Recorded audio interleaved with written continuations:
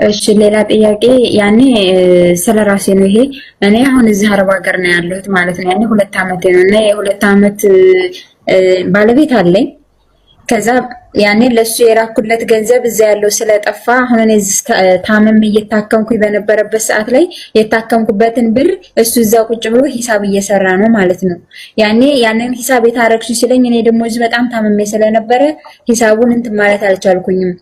ከዛ እሱ እዛ ሂሳብ ማለት እኔ ዝም ማራቀው ምን ዛሬ እሱ እዛ ያውቃል። በዚህ የተነሳ ትልቅ ጸብ ላይ ነን እሱ ጋር ማለት ነው። ማለት የእሱ ሂሳብ የሚሰራው ሂሳብ አሁን ነገ ጧት ኒካይን አውርድልኝ እንኳን ብለውም አልችልም ማለት ነው።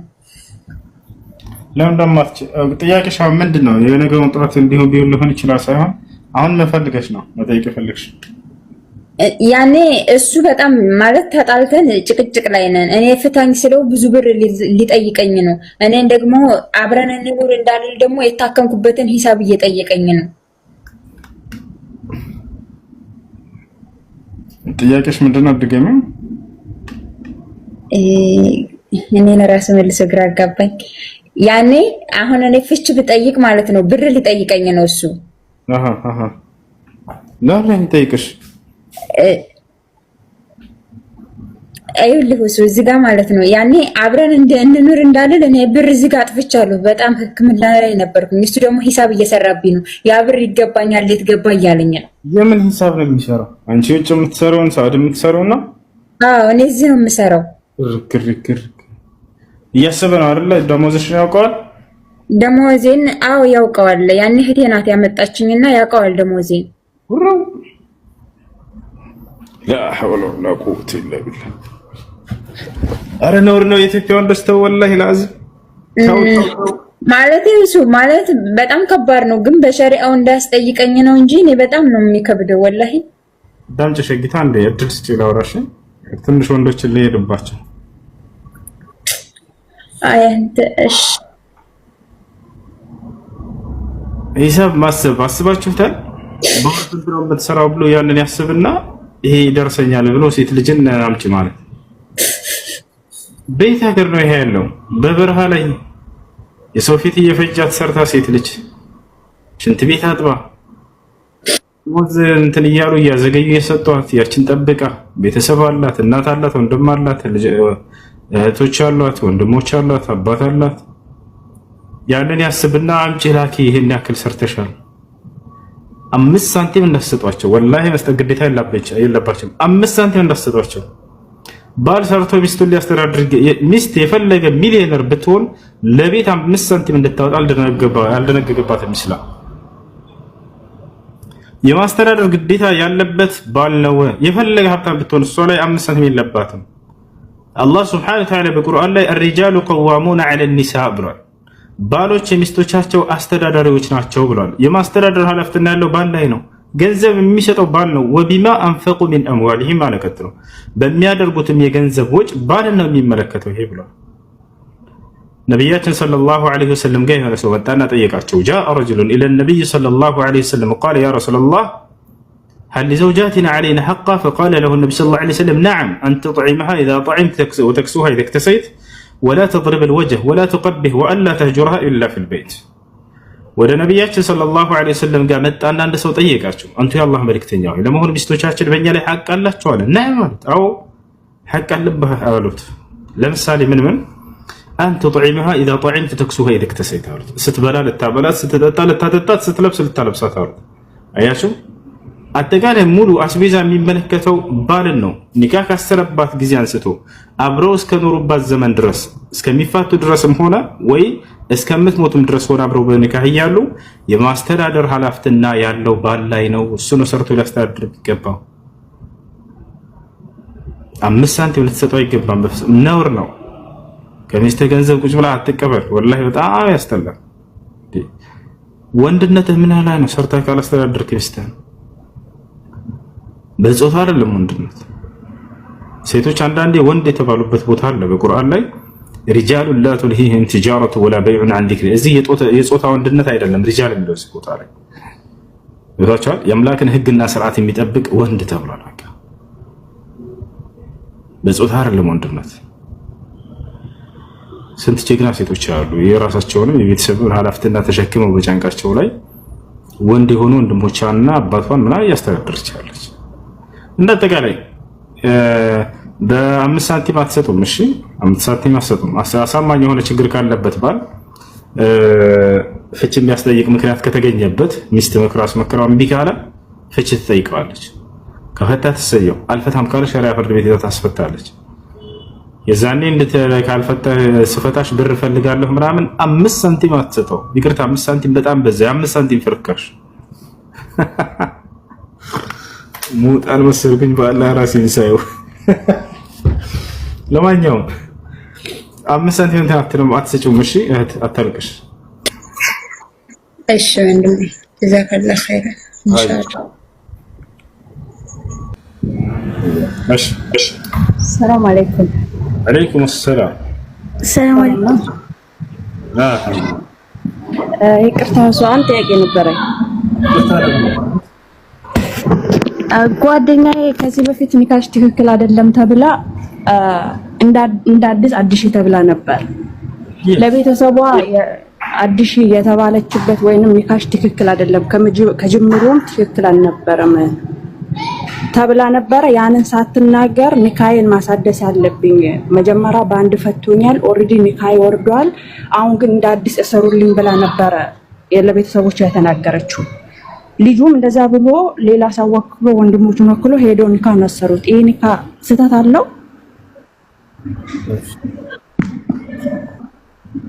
ዘኸፈ ኸይር ይሄን ነው። እሺ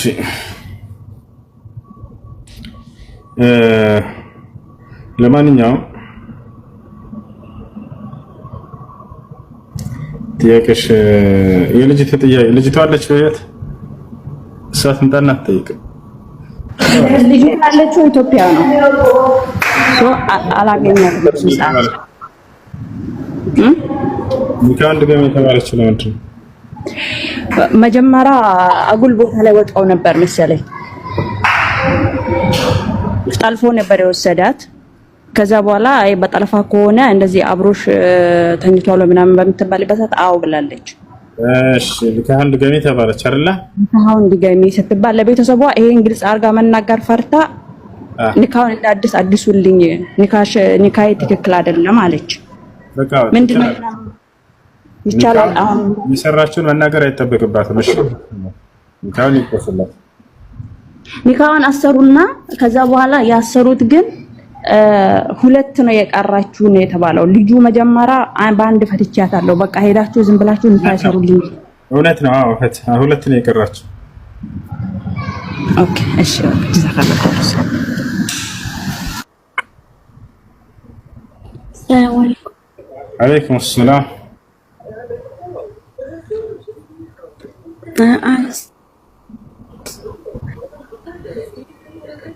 ምን አልሽ?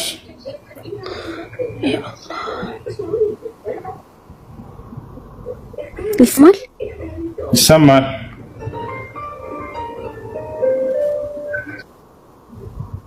ኦኬ ጥያቄ ነበረኝ። በምድራችን ላይ ስንት ነቢያት ነው የወረዱት? አላህ አለም አይታወቅም ስንት እንደሆኑ። 124 ሺህ የሚለው ሐዲስ ضعيف ነው።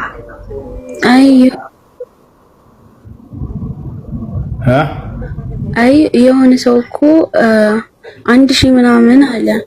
ከዛ ደግሞ የተመረጡ ደግሞ 25 ምናምን አሉ። ያ አላቅም ግን እርግጠኛ የሆነ የለም። ምን ያደርግልሻል? ጥቅሙ ምንድን ነው?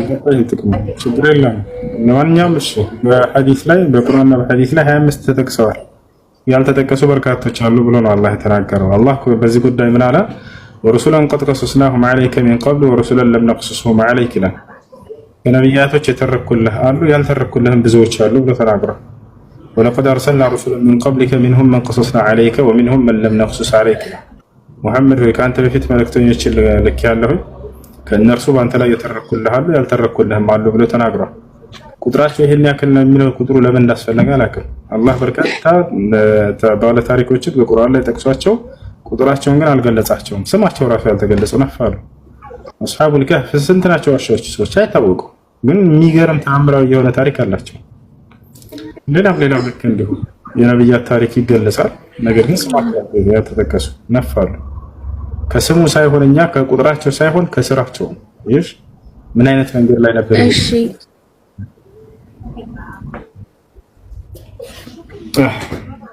ኦኬ ሌላ ጥያቄ ደግሞ አሁን ማስረጃን አናቅም፣ ግን ማስረጃ ማለት እርግጠኛ የሰማሁትን በእኛ ቋንቋ ለምሳሌ አሁን ኢየሱስ አምላክ አይደለም ማስረጃ አለ ቁርአን ላይ አልኩኝና ማስረጃ ተናገሪ አሉኝ። እኔ እርግጠኛ በሆነ ቃል ልንገራችሁ አልኩኝ እና ግዴታ ማስረጃ ያስፈልጋል አሉ። እና አሁን እኔ ለምሳሌ ከሆነ ሰው ጋር የሆነ ጥያቄ በምንነጋገርበት ጊዜ ግዴታ እኔ ማስረጃ መኖር አለብኝ ወይም ማለት ያለ ማስረጃ እኔ ማውራት የለብኝም? አምላክ ነው ያለ ሰው ነው ማስረጃ ሊያመጣ የሚገባው። ኢንሻአላህ አይደለ ሰው ነው ሰው ነኝ እያለ በግልጽ እየተናገረ ሰውነቱን በአካል እያየ ነው። አይ ሌላ መገለጫ አለው ካለ ሌላ መገለጫ አለው ያለ ሰው ነው ማስረጃ የሚያመጣው። ስለ ሰውነቱ ማስረጃ ያስፈልግም። ሰው ሆኖ አይተነዋል። ቃል በቃል እኔ ሰው ነኝ ብሏል። እርሱ ግን ለአምላክነቱ ማስረጃ ምንድነው ተብሎ ይጠይቃል። ያ እንዲህ እያሉ የጠየቁሽን ሰዎች ግለሰብ ከሆነ ይዘሻቸው ነው። እሺ አላህና መልእክተኛ የሚሳደቡ ሰዎች ግሩፕ እየገባሽ ከሆነ ይቅርብሽ። ሰምተሻል? لا اوكي طيب جزاك الله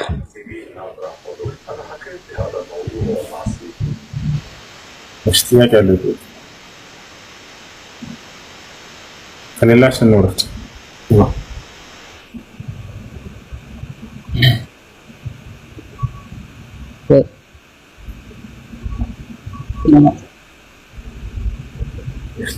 ልጆች በተራ አስገቧቸው። አድሚኖች ሰላም አለይኩም። ወአለይኩም ሰላም።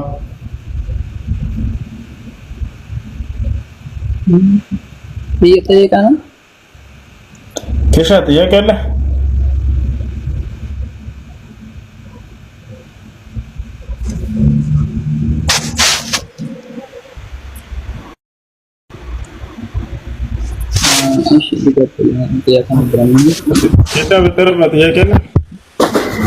ብዙ አላህ ብዬ እወድሃለሁ። አይለኝም ሐበከኝ ለመናገር አላህ ይወደዳል። እሺ በጠረባ መተህ ነው ነግረን አናምነህ ነው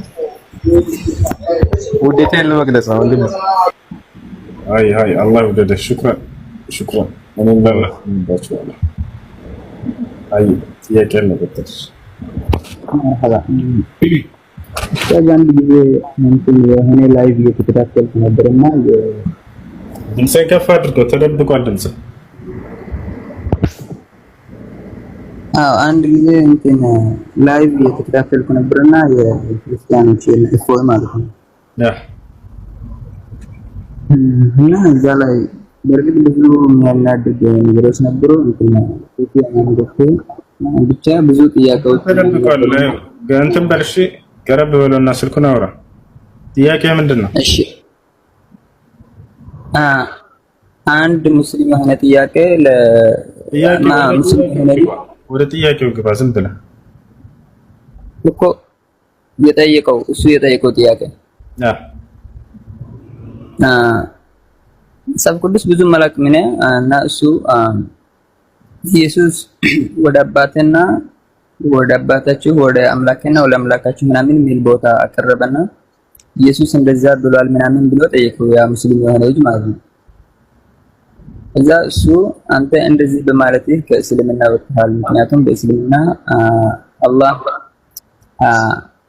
አባት ማለት አይቻልምና በዚህ ምክንያት ከእስልምና ወጥተሃል ምናምን እና የኔ ጥያቄ ይቺ ቃል እንዴት ነው የአባታችንና ወደ አባትና ወደ አባታችሁ የምትለው ቃል እንዴት ነው? ኢየሱስ ብሏታል ወይስ ምናምን? መመለስ ያቅተው ፖለቲካ ይሰራባቸዋል። ጥያቄ ነው የጠየቀው ልጁ።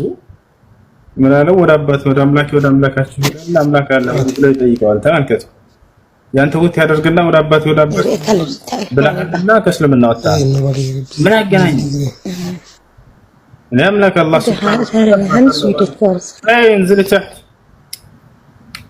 እና እንትን መልስ ሲያቅተው ነው አላህ ማና ኢየሱስ ክርስቶስ አምላክ አለው ወይ ብሎ ጥር አድርጎ የትም መልስ አያገኝም ነበር። አንዱ አምላክ ሲሞት ሁለት ይጠብቃሉ ያለች ሰውዬ። ለማንኛውም ይሄ ሙስሊሙ ልጅ አላህ አባት ነው ብሎ አያምንም። የታወቀ ነው። እኛ አምላክ አባት ነው ብለን አናምንም። ምን አገናኘው ከልጁ እንትን ጋር? ፖለቲካ የሚሰራው እንዲህ አይነት ነገር ነው። አላህ ይመስገን። ለማንኛውም ልጁ ስለ ክርስትና አንድ የሚያውቀው ጉዳይ የለም። ስለ ክርስትና የሚያውቀው ጉዳይ ስለ ክርስትና ቁጭ ብዬ አስተምራለሁ ቢል 10 ሰው ከተገኘ እኔ ይቀጣ ነበር። ወላሂ አይኖርም። አውቆም ብሎ ፖለቲካውን ያደርጋል። አላህን ይሳደባል፣ መልእክተኛውን ይሳደባል። የዛኔ ሙስሊሞች እንደሚናደዱ ያውቃል። ከዛ ሰው ይሰባሰብለታል። በዚህ ፍራንኳን ትሸቅላለች፣ ትቀሽባቸዋለች። ይሄ የዋህ ህዝባቸውን ማለት ነው። እስልምናን ተሳደበላቸው በቃ እነሱ ትልቅ እንትን ነው። እሱ ስለሆነ ባይሳደብ እናንተን ባይል ወላሂ ላዚ አንዳው ክርስትናን አስተምራለሁ ብሎ ቢሰብክ 10 ሰው አይገኝ፣ ወገኖች ራሱ አይሰሙትም። አንዱ አምላክ ሲሞት ሁለቱ አምላክ ይጠብቃሉ ብሎ ያስተማረ ጀግና።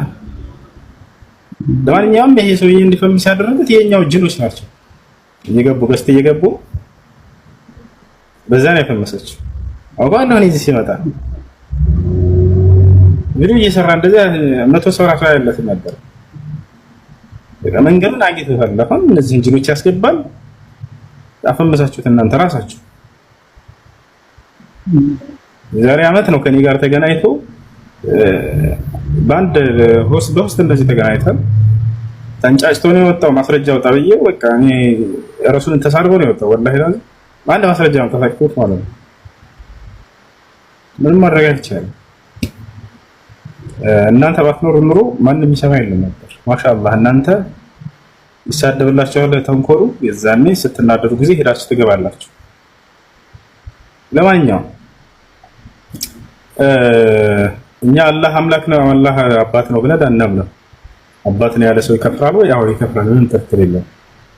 አምላክ አላህ ሱብሓነሁ ወተዓላ ፈጣሪ አስገኝ እንጂ አባት እናት አጎት የሚባል ሂሳብ የለም። በእኛ የቤተሰብ አይደለም። ይሄ ዓለም የአንድ አምላክ ነው። የቤተሰብ አገዛዝ አይደለም። አባት የለውም አምላክ፣ ልጅ የለውም እናት የለውም። ይህ እዛው ክርስትና ነው።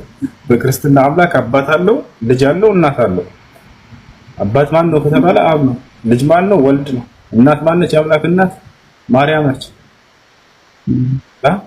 እንዲህ አይነት ሂሳብ እኛ ጋር የለም። እኛ ጋር ፈጣሪ ነው ያለው፣ አስገኝ ነው። አባት እናት አጎት ሂሳብ የሚባል ነገር የለም። እሺ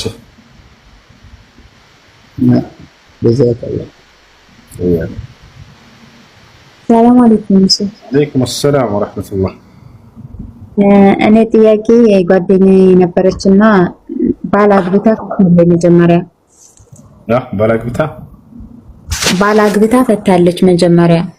እሺ ያኔ አግብታ ልክ እንደፈታች 2 ወር ሳይሆናት ሌላ ባል አገባች። እሺ ያኔ 3 ወር ሳይሞላት ኒካዋ ትክክል አይደለም ነበር የሚባል ወሬ ነበር ማለት ነው። ሀይድ ሳትጨርስ የዒዳ ጊዜ ሳትጨርስ ማግባት አይቻልም። ከመጀመሪያው ባሏ ጋር አብራ ህይወትን ጀምራለች አይደለ? ወይንስ ኒካሁ ባየር ላይ ያለ ነው? ከመጀመሪያው ባለቤቷ ጋር ተጣልታ ነው እኮ ግንኙነት አድርገዋል። አንድም ቀን ቢሆን አይደለም ማለት የመጀመሪያ ባለቤቷ ጋር ከመጀመሪያው ባለቤቱ ጋር አብረው ህይወት ጀምረው ነበር። ያኔ መጀመሪያ ባለቤቷ ጋር ተጣልታ ያኔ እሷን ሳይፈታ ሌላ ያገባና ከዛ በሱ ንዴት ደግሞ ቤተሰቦቿ ለሌላ ሰው ይድሯታል። ልክ በ2 ወሯ ከሱ ጋር በተፋታች በ2 ወሯ ለጌታ አዳምጪ። ከመጀመሪያ ባሏ ጋር ግንኙነት አድርገዋል ወይ? አንድም ቀን ቢሆን ህይወትን ጀምረው ነበር ወይ? ወይንስ ኒካሁ ባየር ላይ ያለ ነው የተፋቱት ሳይገናኙ? አይ አንድ ላይ ነበር የሚኖሩት። ስለዚህ የዒዳ ጊዜ ሳትጨርስ ነው 3 ሀይድ አይታ ሳትጨርስ ነው ያገባችው ማለት ነው። ሁለተኛ ስለዚህ ይሄ ኒካህ እንደገና መታሰር አለበት። በሰው ዒዳ ላይ ማይገባም እሱ። አላህ በቁርአን ላይ ወልሙጠለቃቱ የተረበስነ ቢአንፉሲሂነ 3 ቁሩ ይላል። ወልሙጠለቃቱ የተረበስነ ቢአንፉሲሂነ 3 ቁሩ፣ የተፈቱ ሴቶች በራሳቸው ላይ 3 ሀይድ እስኪያዩ ድረስ ይጠብቃሉ ይላል። ሰላም አለይኩም። አለይኩም ሰላም። ሰላም ነው። በአልሐምዱሊላህ። ጥያቄ ነበረኝ። እሺ ሰላት እየሰገድክ የመጀመሪያ ሁለት ረካ ላይ አንድ ረስተ አንድ ብቻ ከጨረስክ በኋላ አንዱን እንደረሳ ብታስታውስ እንዴት ነው የሚሆነው? አንድ ረካ መጨመር ከማሰላመቱ በፊት የመጀመሪያውም የሁለተኛውም ቢሆን አንድ ረካ መጨመር አለብህ። አንድ ረካ እንደረሳ ካስታወስክ አንድ ረካ መጨረሻ ላይ መጨመር አለብህ።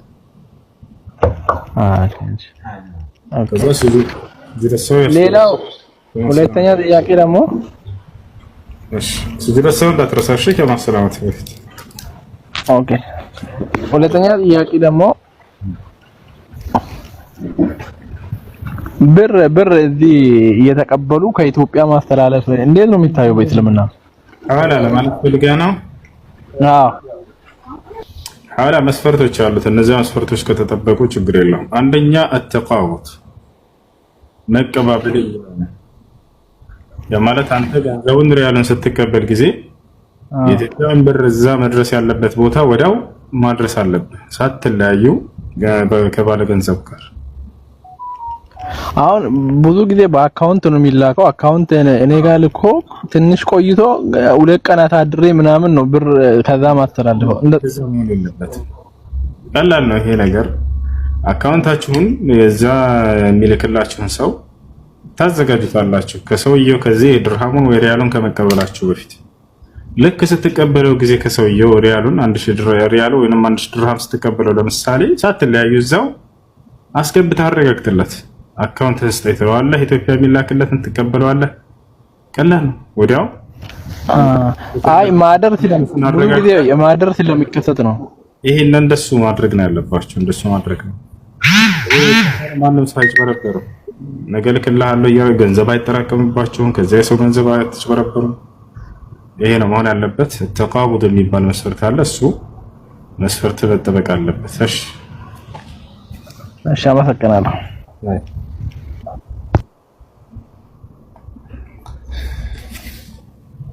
እሺ እሱ አላህ እድሜ ይስጥ። ስንት ዓመት ቀድመን መላክ እንችላለን። ከዛ ሄደን ድርሃሙን መቀበል ተቀበሉ። ተቀበላችሁ ይሁን ሐዲሱ ይጠበቅ ዘንድ ያም አንተ ልትጭበረበር ትችላለህ። ምናልባት ከዚያ በኋላ ሰውየው ስልኩን ቢዘጋብህ አልሰጠም ብሎ በዛ ቢያመጣ አስልኮ። ስለዚህ ተቀብላችሁ ወዲያው ላኩላችሁ። ይሄን የሚሰራ ሰው ያዘጋጅ ገንዘቡን ቀደም እሱ ወታደራዊ ማሰልጠኛ ከተባለ የሶላት ነገር እንዴት ነው የሚሆነው? እዛ ደግሞ መስገድ አይመችም። ሸሪዓ እንደዚህ አይነት ሁኔታ ውስጥ ስንሆን ምንድነው መፍትሄው? ሸሪዓ በዚህ ላይ ያለው መፍትሄ እዛ አለመሳተፍ ነው። ለምን ከተባለ ሶላትን ከለከላችሁ በቃ ህይወት የለም። ሶላት ከተከለከላችሁ ህይወት የለም። ሶላት የሚሰግድና የማይሰግድ ሰው ምሳሌያቸው ልክ እንደ ሙታንና እንደ ህያው ነው። قال النبي صلى الله عليه وسلم المثل الذي يذكر ربه والذي لا يذكر ربه كمثل الحي والميت ጌታውን አላህን የሚገዛና የማይገዛ ሰው ምሳሌያቸው ልክ እንደ ህያውና እንደ ሙታን። ሶላታችሁን ትታችሁ የምትሰሩት ምድራዊ ስራ ይቅርባችሁ። ያንስ ጥያቄ አለበት።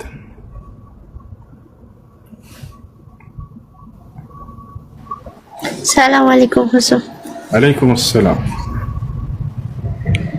እኔ ጓደኛዬ ነበረችና እርጉዝ ነበረች መጀመሪያ ላይ ከማግባቷ በፊት። እሺ። እና ቤተሰብ ጋር ሲደርስ ግዴታ መጠቅለል አለበት ሲሏት ጠቀለላት። ግን እርግዝናው እንዳለ ይካስረዋል። ይሄ እንዴት ነው? በምንድን ነው የጠቀለላት? በጨርቅ ነው በልብስ? እሺ። ለማንኛውም በእርግዝና ላይ ሳለች እስክትወልድ ድረስ መጠበቅ ነበረበት። አላህ ስብሐነሁ ወተዓላ ወኡላቱ الأحمال أجلهن يضعن حملهن በእርግዝና ላይ ያሉ ሰዎች ልጁን እስኪወልድ ድረስ ካልሆነ በስተቀር ከዚያ በፊት በእርግዝና ላይ ያለች በፍጹም አይታሰርም ኒካህ።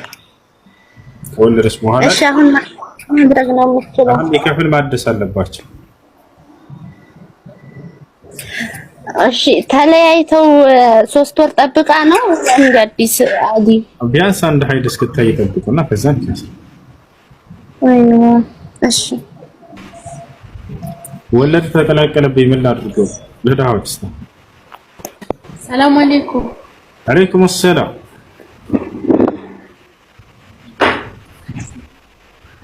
አንድ ጥያቄ አለኝ ስለ እህቴ ነው። እሺ አንድ ጥያቄ አለኝ ስለ እህቴ ነው የምጠይቀው። እሺ እህቴ ባለትዳር ነበረችና በትዳር ውስጥ እያለች ውጭ ሀገር መጣች። በመሀላችሁ ጸብ መጣ፣ በገንዘብ በኩል ማለት ነው። ማለት ነው ያን ብዙ በጣም ለመለያየት ሞክሩ፣ ተለያዩና ግን ኒካውን ከማውረዱ በፊት ባልዮ እችን ሴት ከመለስኩ ሐራም ትሆንብኝ ያን በእናቴ ትሆንብኝ ካለ ሀላ ኒካ ወርዷል ወይ አልወረደም? መልካም ድጋሚ ምንድን ነው?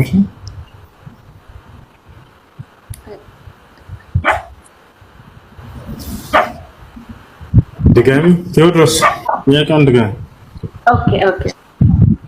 ኦኬ ከባሏ ጋር ተጣልታ እየተጣሉ ያለ ባዩነ ነገር ባሏ ተነሳና እቺ ሴት ሐራም ትሆንብኝ በእናቴ ትሆንብኝ ካለ ሀላ ኒካ ወርዷል ወይስ አልወረደም? ኒካን ለማውረድ አስቦ ከሆነ ይሄን ቃል እየተናገረ ያለው ኒካ ይወርዳል።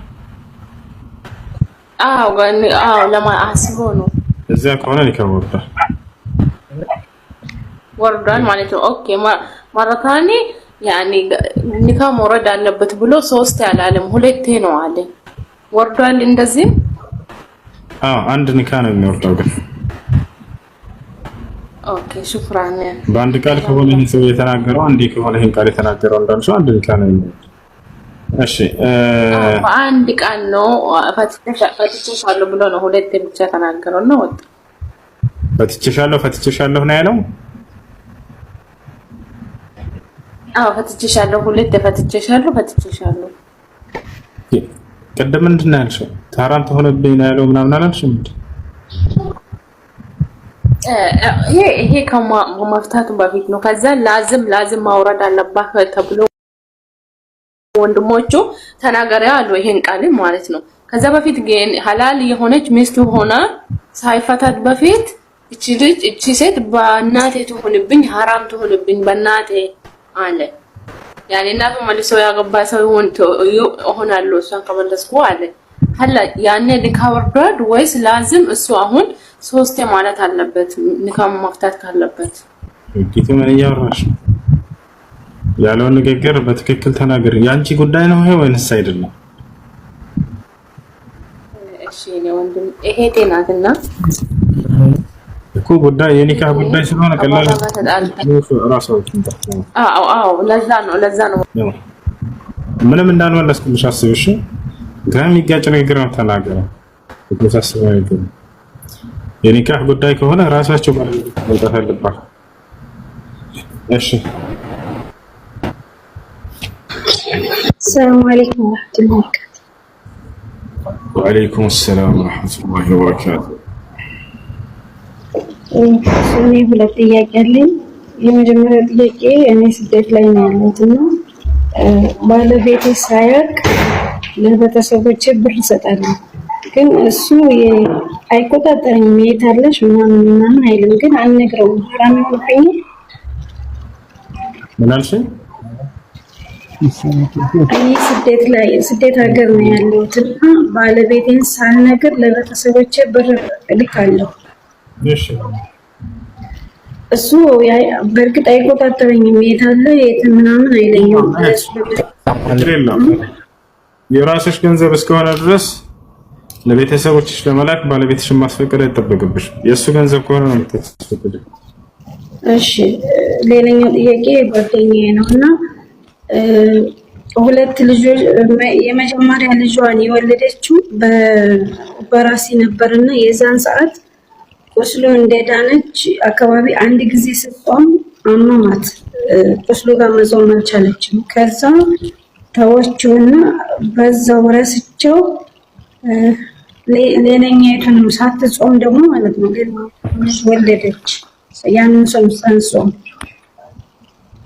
ከዛ አሁን ላይ ደግሞ ስትማርና ሳቅ መጾም እንዳለብኝ ነው። ግን አሁን ጾሙን ብቻ ነው የምጾመው ወይስ ሌላ ነገር ምንድነው አብሬ የማደርገው? ጠይቂልኝ ብለኛል። ባለማውጣት ጊዜ ስላላገኘች ነው አይደል እስካሁን ያለፈባት? ወይንስ ጊዜ አግኝታ ዛሬ ነገ ጾማለሁ እያለች በመሳነፍ አሳልፋ ነው? ወላሂ እንደዚህ ብቻ ምክንያት አልደረደረችልኝ። ብቻ ነው ነገረች። ከሆነች ችግር የለውም ቀዷ ብቻ ነው የምታወጣው። ያለምንም ምክንያት ከሆነ ግን ቀዷ የምታወጣበት ጊዜ እያገኘች በመሳነፍ ከሆነ ያሳለፈችው፣ ስለዚህ ስላለፈው ረመዳን ቀዷና ከፋራ ግድ ይላታል።